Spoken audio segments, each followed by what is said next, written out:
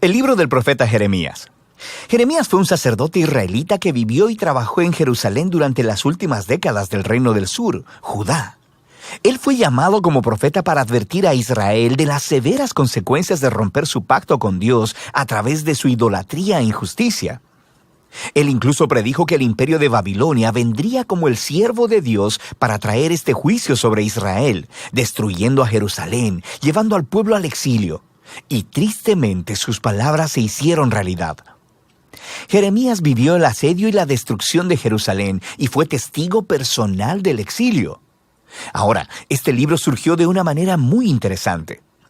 El capítulo 36 nos dice que después de que Jeremías tenía 20 años predicando en Jerusalén, Dios lo llamó a reunir todos sus sermones, poemas y ensayos y a escribirlos.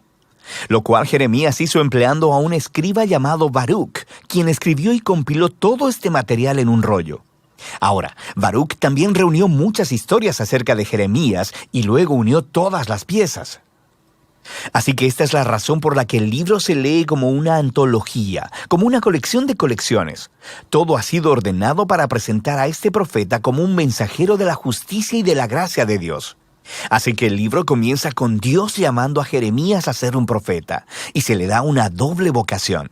Él será profeta a Israel, pero también a las naciones, y sus palabras arrancarán y derribarán, pero también edificarán y plantarán. En otras palabras, él acusará a Israel y le advertirá acerca del juicio venidero de Dios, pero también tiene un mensaje de esperanza para el futuro. Ahora, esta introducción resume perfectamente la primera gran sección, los capítulos del 1 al 24. Es una colección de los escritos de Jeremías antes del exilio. Y la idea central aquí es que Israel ha quebrantado el pacto con Dios y violado todos los términos del acuerdo que hicieron, el cual está escrito en la Torá. Y de muchas maneras, ellos adoptaron la adoración a toda clase de dioses cananeos, edificando santuarios a ídolos por toda la tierra.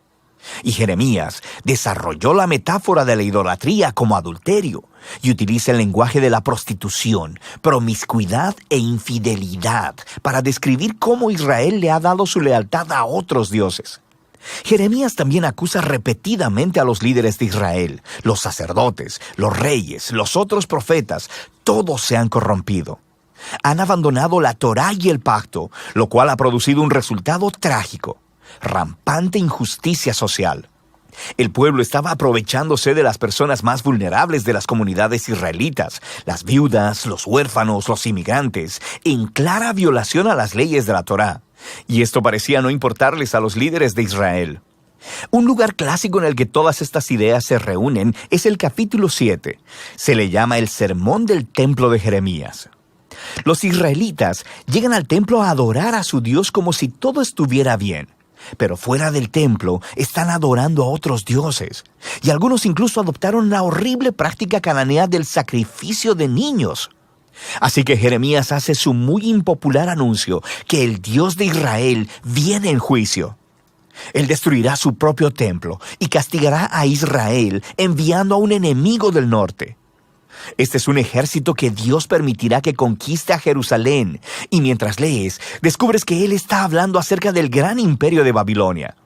Y todo esto nos lleva a una transición en el capítulo 25. Israel no ha regresado a su Dios.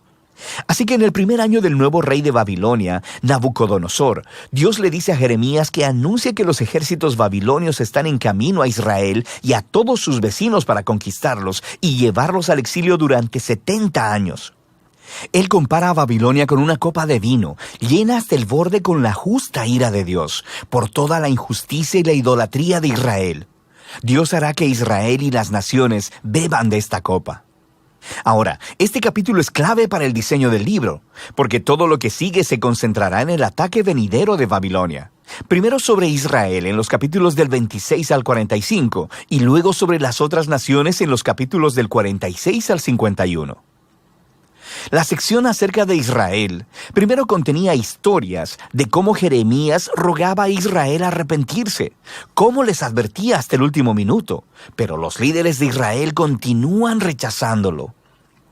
La sección concluye con una gran colección de historias acerca de cómo Jerusalén estaba siendo asediada y eventualmente destruida por Babilonia. y acerca de cómo Jeremías fue perseguido durante todo este tiempo y eventualmente secuestrado y llevado a Egipto en contra de su voluntad por un grupo de rebeldes israelitas.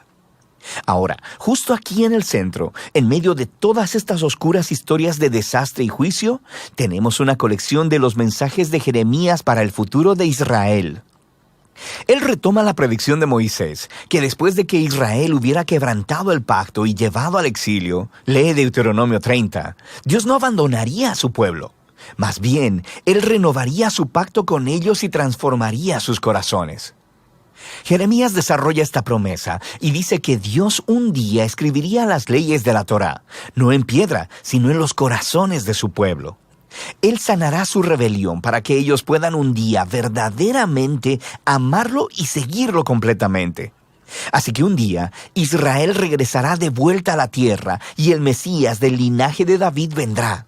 Y en ese momento todas las naciones reconocerán al Dios de Israel como el Dios verdadero. Así que estos capítulos están mostrando que a pesar de la apostasía de Israel, Dios no permitirá que el pecado de Israel tenga la última palabra. Más bien, su propia fidelidad traerá el cumplimiento de sus promesas a pesar de todo. Después de esto encontramos una gran colección de poemas acerca de cómo Dios usará a Babilonia para juzgar a las naciones alrededor de Israel. Egipto, Filistea, Moab, Edom, Amón, Damasco, Hazor. Pero luego, sorprendentemente, los poemas más largos se reservan para el final y son acerca del juicio venidero de Dios sobre Babilonia misma. Así que aunque Dios utilizó a esta nación para ejecutar su justicia, Dios no aprueba su violencia e idolatría. Así que Babilonia también estará bajo el estándar de la justicia de Dios. De manera que Jeremías denuncia también el orgullo y la injusticia de esta nación. Ahora, en estos poemas Babilonia es enorme y nos recuerda la imagen de Babilonia atrás en el capítulo 11 de Génesis. Babilonia se ha convertido en la nación rebelde arquetípica. En su glorificación de la prosperidad y la guerra, Dios entregará a esta nación a su propia destrucción. El libro concluye con una historia tomada del final del libro de Segunda de Reyes. Nos cuenta el último ataque de Babilonia sobre Jerusalén, sobre cómo destruyeron los muros de la ciudad, quemaron el templo y llevaron al pueblo al exilio. La historia muestra cómo se cumplieron las advertencias de juicio de Jeremías de los capítulos del 1 al 24. Pero luego, el capítulo termina con una breve historia acerca del rey israelita cautivo, Joaquín, el heredero del linaje de David. Y el rey de Babilonia lo libera de la prisión y le muestra su favor y le invita a comer en la mesa real por el resto de su vida. Y así es como termina el libro. Así que es un pequeño destello de esperanza y nos recuerda las promesas de esperanza de Jeremías en los capítulos 30 al 33. Dios no ha abandonado a su pueblo o la promesa de un rey venidero procedente del linaje de David. Así que, aunque este libro contiene una gran cantidad de advertencia y juicio, las últimas palabras concluyen con una nota de esperanza para el futuro. Y de eso trata el libro de Jeremías.